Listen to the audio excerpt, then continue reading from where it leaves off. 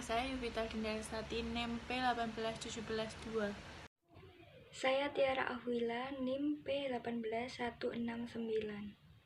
Perkenalkan, saya Sinta Melinia Widyaningrum, P18166, kelas P18.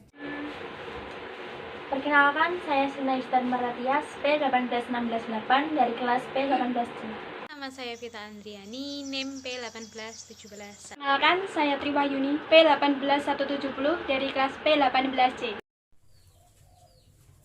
Perkenalkan, nama saya Sitina Raisyah, P18167. Perkenalkan, nama saya Septiana Gawanderi, NIM P18165. Perkenalkan, nama saya Rika Widayanti dari kelas P18C dengan NIM P18162.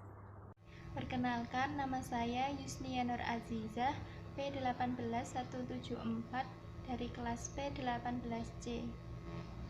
Perkenalkan, nama saya Yuliana Aisyah Kusuma Dewi dari kelas P18C, NIM P18173. Perkenalkan, saya Rista Diastiawati, P18164 P18C. Saya Rio Febriantoro, kelas P18C, NIM P18163. Di sini saya akan menjelaskan mengenai bilas lambung atau gastric lavage, yaitu merupakan terapi umum dilakukan untuk kasus keracunan, terutama pada daerah dengan fasilitas kesehatan yang terbatas. Keracunan adalah suatu kondisi di mana terjadi kontak pada suatu benda yang menyebabkan toksisitas. Keracunan pada umumnya terjadi akibat racun yang tertelan dalam bentuk obat atau benda toksik lainnya seperti pestisida dan herbisida. Keracunan juga dapat disebabkan oleh injeksi, inhalasi, atau paparan pada luar tubuh. Mayoritas dari benda non-makanan tidaklah beracun apabila dikonsumsi dalam jumlah besar. Tujuan dari kumbah lambung adalah membersihkan cairan atau partikel dari lambung. Selamat pagi. Di sini saya sebagai perawat akan melakukan tindakan kumbah lambung. Sebelum melakukan tindakan, saya akan mempersiapkan alatnya terlebih dahulu. Yang pertama kita perlukan yaitu cairan NaCl untuk mencuci lambung, perlak untuk alas agar pasien dan tempat tidur tidak terkena cairan, apron untuk APD, spet 50 cc, handscoon, kom, dan bengkok untuk menampung cairan yang keluar dari lambung. Setelah kita mempersiapkan alat, kita langsung ke pasien dan memperkenalkan diri. Selamat pagi, Bu. Saya perawat Citra yang bertugas pagi ini. Saya akan melakukan tindakan kumbah lambung. Karena cairan di lambung ibu berwarna merah. Tindakan ini untuk membersihkan cairan yang ada di dalam lambung ibu. Dan tindakan ini akan dilakukan sampai cairan di lambung ibu bersih. Bisa dilakukan sekarang, Bu? General Precaution Procedure. Sebelum dan sesudah tindakan, perawat wajib mencuci tangan 6 langkah. Pertama, letakkan perlak agar pasien dan tempat tidur tidak terkena cairan. Perlak diletakkan di samping kepala sampai bahu pasien. Kemudian, tuangkan cairan NaCl ke dalam kom.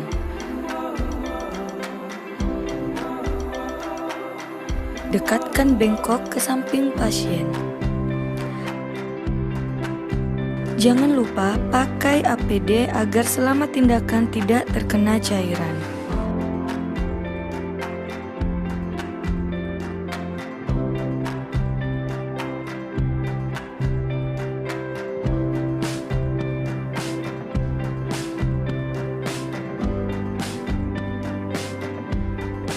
Setelah itu, pakai handscoon.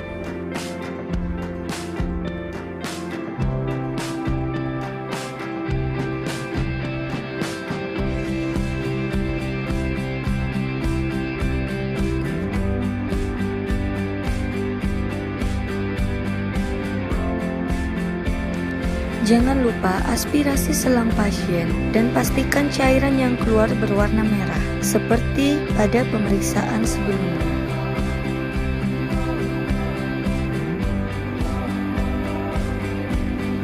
Ambil cairan NaCl 50 cc.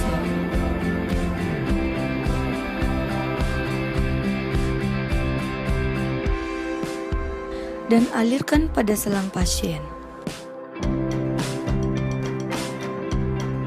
Setelah itu, jangan lupa klem selang agar udara tidak masuk. Kemudian, lakukan hal yang sama. Ambil cairan NaCl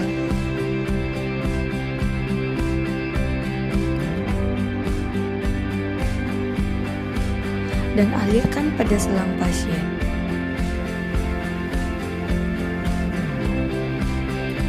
Setelah itu, jangan lupa klem selang agar udara tidak masuk. Setelah cairan NaCl 100 cc masuk, lepaskan konektornya dan alirkan cairan ke dalam bengkok. Observasi cairan yang keluar. Yang berwarna merah darah itu berarti menandakan cairan di dalam lambung sudah keluar. Dan tunggu sampai cairan berubah menjadi bersih. Setelah cairan yang keluar dari selang adalah bersih, perawat bisa menghentikan tindakan kumbah lambung tersebut. Kemudian, perawat menjelaskan kepada pasien bahwa cairan di dalam lambungnya sudah bersih. Dan jangan lupa pasang kembali konektornya agar udara tidak bisa masuk. Bersihkan alat.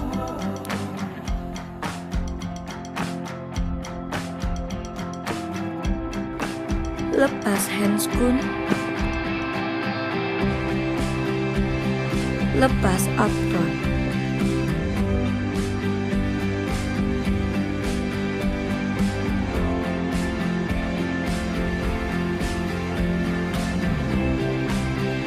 Berikan penjelasan kepada pasien bahwa tindakan ini akan dilakukan 4 kali sehari atau 8 jam setelah tindakan saat ini. Terima kasih atas kerjasamanya. Selamat pagi.